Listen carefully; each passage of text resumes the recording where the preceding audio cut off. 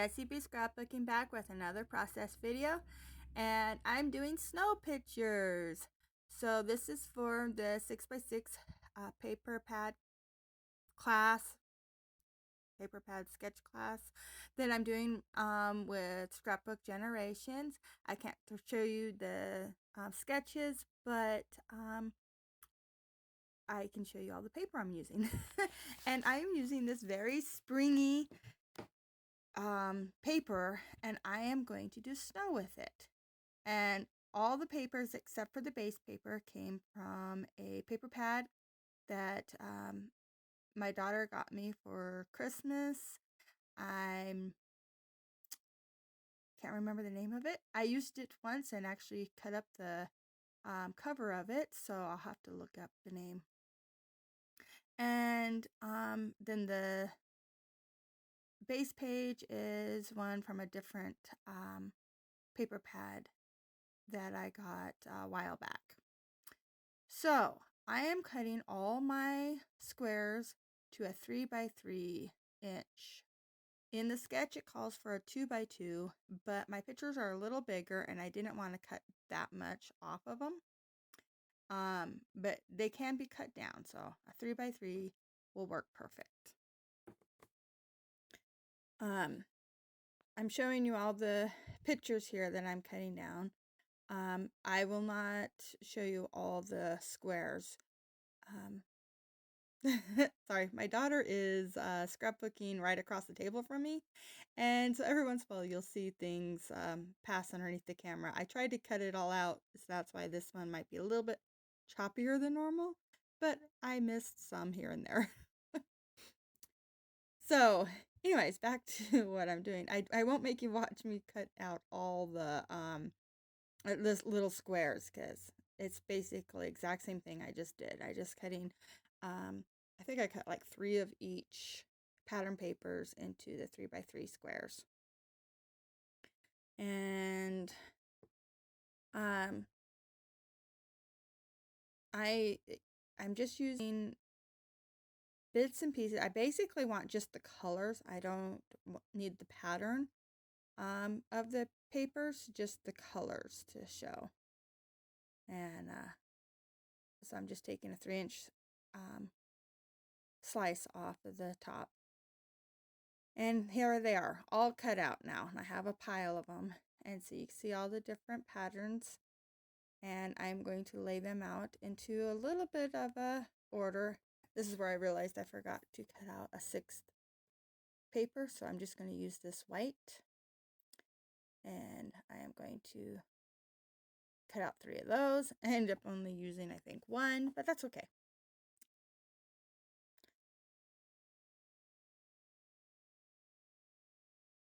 I was thinking about matting my pictures, but then I decided not to. She didn't in the sketch, so I'm going to stick with the sketch pretty close. What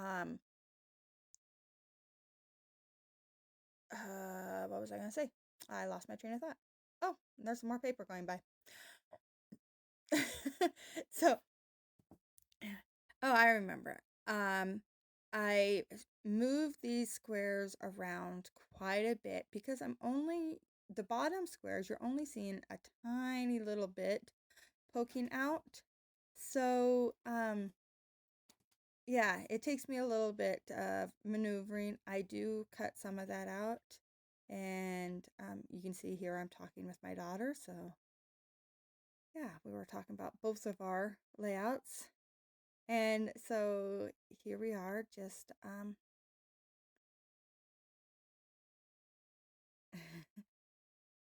trying to figure out exactly how I want all these to lay out. And I really like the way that this purple works well for snow pictures. I usually use blue, or I've even used pink, but this is the first time I've used purple, and I really like the way it turns out. So, yeah. This is where I was like, oh yeah, I'm supposed to put my pictures. I think in the sketch, she calls for 3 pictures, and I end up putting 4. In the center one there, where I just put that picture down, that's where she had her title. Um, I'm going to move my title because I like the picture there. So,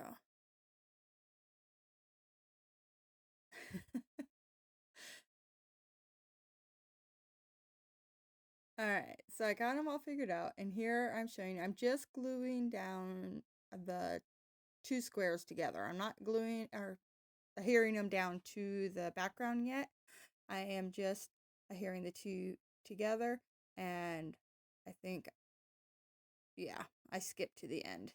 So all of them are glued together now. So now it's just like having one element to move around instead of having to keep the papers together. I went into my cut files and I grabbed these snowflakes, and I really I'm like trying to figure out exactly how I want it. In the sketch, she has, I think, a banner up in this corner, so I'm kind of representing the banner with the snowflakes there.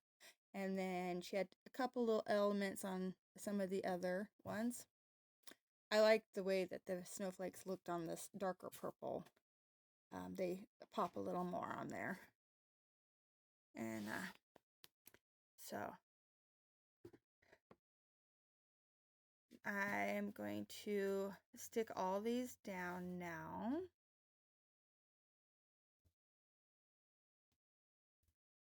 Yep. And after I get all these stuck down, then I'm going to remember that I actually have snowflakes that I picked up at Walmart, and they're like buttons. And so I, instead of just having it all the flat die cut ones, I am going to go find those ones. I had to move that one. It was down a little too low. All right, so here's where I'm going to put this big snowflake down. I really like the way that that one looks on there. And here's where I remembered those buttons. And one thing I really like about these buttons is that they're purple. I didn't even remember I had purple ones in there until I pulled this little container out. And then I was like all excited. So then I start trading out those, some of those flatter snowflakes with these um, uh, dimensional plastic ones. And I found those two little snowmen, and they were perfect. One was bigger than the other, and it's kind of like representing the two snowmen that my daughter and I made this last winter. One of them in the top middle picture there, that is Olaf, and he actually looks pretty close to Olaf. We're very proud of him. And then the other one is just a traditional snowman or snow girl. She has a pink hat on. And yeah, those two little purple snowmen are kind of to represent them. And so I put those all down, and I do pull out these alphas from the Dollar Tree. They are a glittery silver alpha, and I'm going to spell out the word snowman in two different lines because it wouldn't fit straight across. So I break up the word in half here. At least I believe snowman is two words, right? No, it's one word. I don't know. It was two words on my layout. So the O is actually a Q that I cut off the little tail on. Very noisy.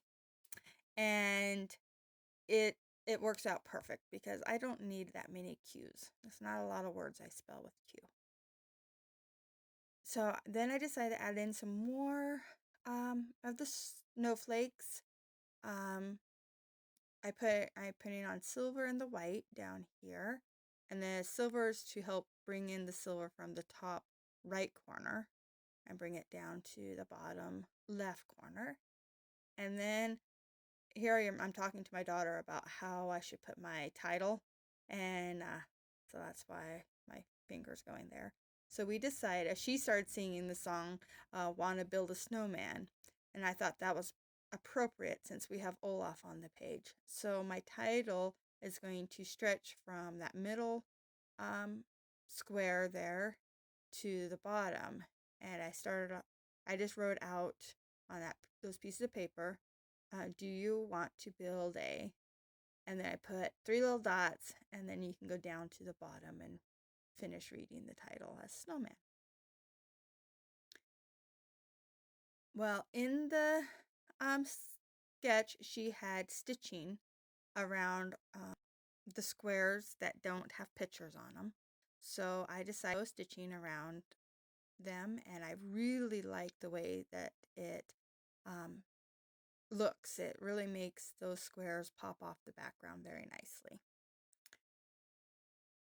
And this one I decided to bring and put a bigger or a wider edge around the outside.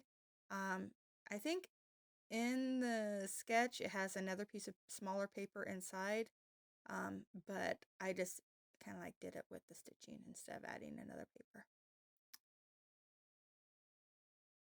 So after I do that, I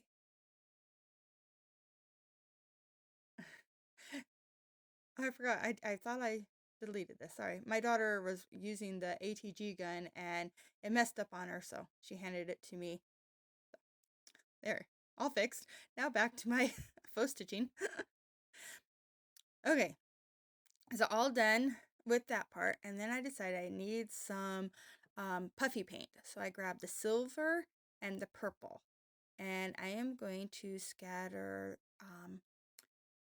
them around on all the squares that don't have photographs on it. I will put little clusters of 3 dots. And I like it with both the silver and the purple because it really blends in with the theme of the whole thing. Oh, here's my daughter's. That was her layout. She did. Thank you so much for watching. Here are the close-ups. If you like this, please give me a thumbs up. If you want to see more, please subscribe. If you're already a subscriber, thank you very much. And I really appreciate you. And enjoy the close-ups. Bye-bye.